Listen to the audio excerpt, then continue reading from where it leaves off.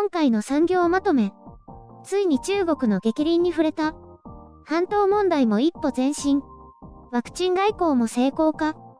日本時間の5月22日に米国で米韓首脳会談が行われましたが、共同声明では中国の敏感な部分についに触れることとなりました。共同声明では、台湾海峡と南シナ海、さらには自由で開かれたインド太平洋という中国が特に懸念する言葉が含まれました。日米首脳会談では、ウイグル、香港、台湾など、中国が懸念を示す単語が堂々と使われていました。これまで韓国が公でこうした海域について触れることはなかったため、様々な憶測が飛び交っています。共同会見ではムン・ジェイン大統領に対し、中国をめぐる問題について質問がありましたが、バイデン大統領からの圧力はなかったと答えています。人権問題については、民主主義的価値観と人権への関与のような言葉が複数回登場しましたが、直接的に中国に向けられたものはありませんでした。当然香港やウイグルといった言葉は直接使われることはなく、かなり遠回しな発言となりました。韓国としては米国が対話ベースで北朝鮮の核問題に取り組むことや、南北間対話への協力を取り付けることに成功しています。一方で北朝鮮に対峙するにあたり、日米韓3カ国の協力が基本的に重要であると強調され、関係改善を迫られることとなっています。ワクチン供給については韓国軍55万人へのワクチン接種を約束するなど、こちらも前進が見られたようです。声明文の中で、米国がコバックスへの協力を行ったことに触れ、韓国もコバックスへ資金を拠出すると約束しました。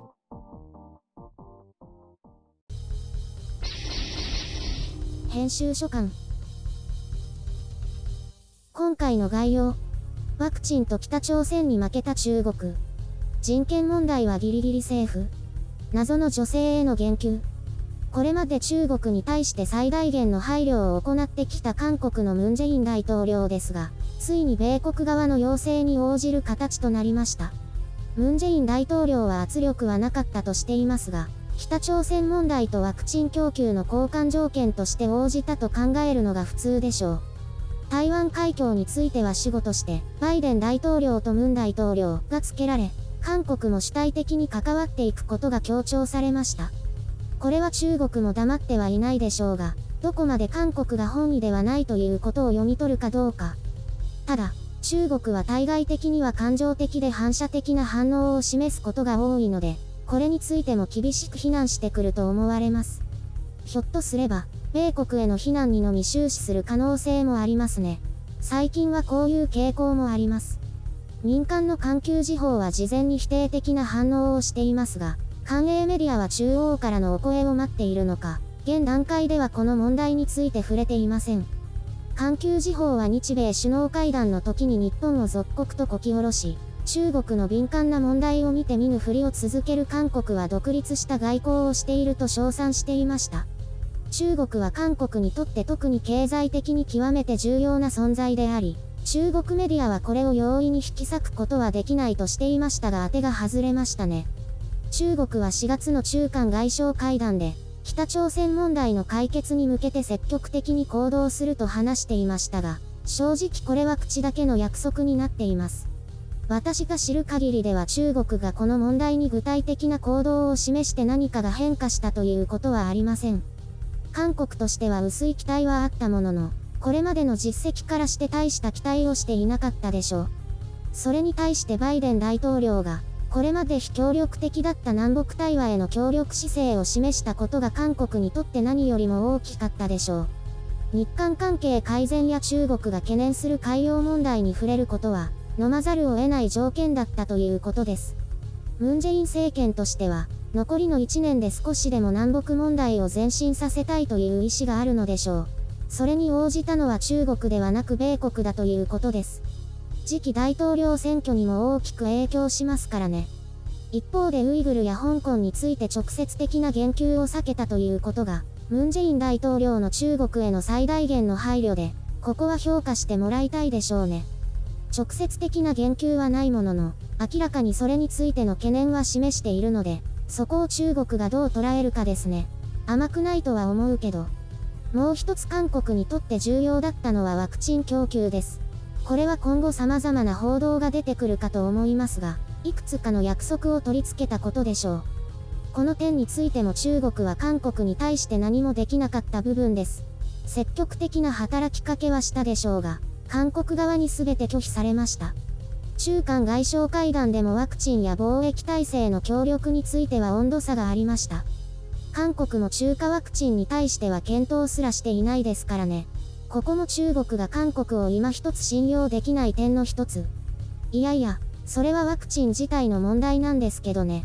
習近平だって国産ワクチン打ってないでしょ。あと、もう一つ気になったというか、日米首脳会談との明らかな違いがありました。マスクの有無の話じゃないですよ。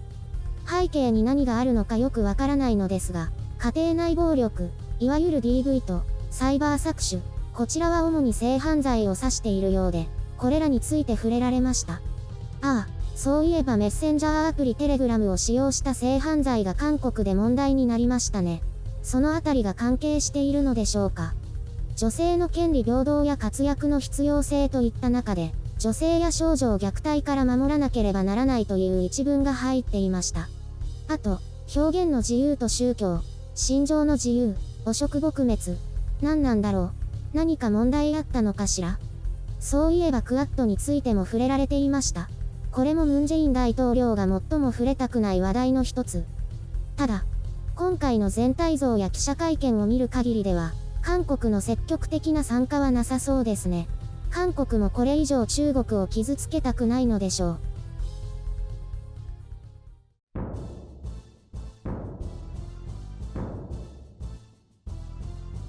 あ、これお昼のニュースで見たよ。マスクなしでしたって。米国の方針がワクチン接種ありならマスク不要になったからね。それをアピールしたかったんでしょう。韓国側は嫌だっただろうけど。なんで？問題ないんじゃないの？国内向けにはまだワクチン接種でマスク不要だなんて発表してないし、押し付けられたんだよ。そうなんだ。じゃあこれで誰か感染したら大変だね。全世界から大批判を浴びるだろうね。ワクチン過信しすぎって。じゃあ今のところは2回接種しても用心した方がいいってこと？当然、集団免疫が形成されて、ウイルスの拡散が抑制されるまでは注意した方がいいだろうね。医療体制もまだこんなだから。わかった。ところで韓国もアメリカからワクチン買えるってことなのかな？多分そういう方向で動いていくと思うね。ただ、生産能力に限りがあるから供給はすぐではないだろうけど。そうなんだ。じゃあしばらくは大変だね。米国も同盟国を中心に、親しい国にどんどん供給していきたいからね。韓国はそこからちょっと外れていたんだよね。なんで？中国寄りだったから？当然それもある。2+2 協議で中国に全く触れなかったことは米国から失望されて、ワクチン供給の優先度も下がったんじゃないかな。そんなことで後回しになったりするんだ。結局こういうのって感情的なものでしょ。どうせなら米国に協力してくれる国を優先したいんだよ。だから交換条件として韓国の財閥が米国に巨額を投資することになっているようだけどね。日本でも杉薬局とか問題になったよね。あれは良くないよね。ただ、完全に平等って難しいんだよね。人間関係だっていつもそうでしょ。良くしてくれる人を優先しちゃうんだよね。それで、中国は今回のこと怒ってるの？今のところ反応はないね。今日は土曜日だから外交部の定例会見もお休みだっけ？のんきだね。緊急会見とかしないの？これがしないんだよね。時々困るのこういうの。見解が出るのは夕方くらいかな。あと、地震の対応で大変なのかもね。外交部はそれほど関係ないけど、国際支援も必要ないだろうし。